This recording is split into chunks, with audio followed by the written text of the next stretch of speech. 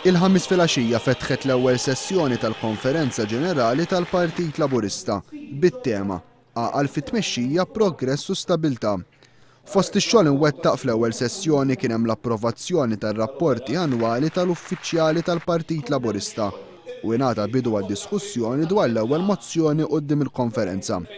Fl-indirizz tiegħu lill-konferenza l-President tal-Partit Laburista Stefan Zrinzu Azzoppardi qal li fil-waqt li meta nqalat il-kriżi tal-Libja l-Prim Ministru rritorna lura mis-safar, meta għandu kriżi f'pajjiżna qed jagħżel li jsiefer u jaħrab mill-problemi li għandu.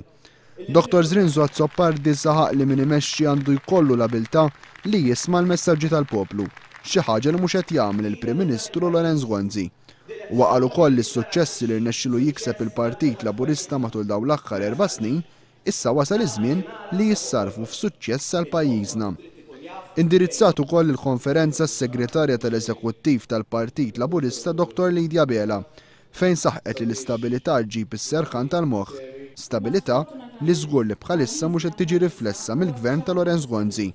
Saħqet li Lorenz Gönzi ma jistax isolvi l-problemi fil-gvern tiegħu billi jħodhom internament fil-Partit Nazzjonalista jew billi jmur jiddiskutihom fuq it-televiżjoni.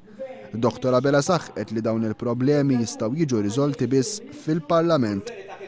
Il-kap eżekuttiv tal-Partit Laburista James Piscopo qal li l-għaqda li teżisti fl-istrutturi kollha tal-Partit Laburista ġabet stabilità interna fih dan l-istess partit.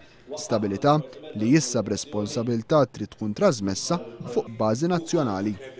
Waqt l-intervent tiegħu iċ-chairperson tal-Fondazzjoni ideata Ron Farrugia ħabbar li ser ikun qed jiddemetti mill-kariga tiegħu wara li l-mexxej Laburista ħattru bħala l-assistent tal-Perit Carmenu Vella sabiex jassistih fit-tfassil tal-programm elettorali tal-Partit Laburista. Il-konferenza bdiet tiddiskuti mozzjoni fuq il-kunsilli lokali li ġiet ippreżentata mid-deputat Laburista nkarigat mill-Gvern lokali Dr. Stefan Buontempo li saħaq fuq l-importanza ta' għaqal fit-tmexxija anki fuq bażi lokali. Il-konferenza tkompli matul il-jum tal-ġimgħa li ma' sessjoni tkun indirizzata mid-deputat mexxej għall-affarijiet tal-Partit Laburista Dr. Tonja Bela.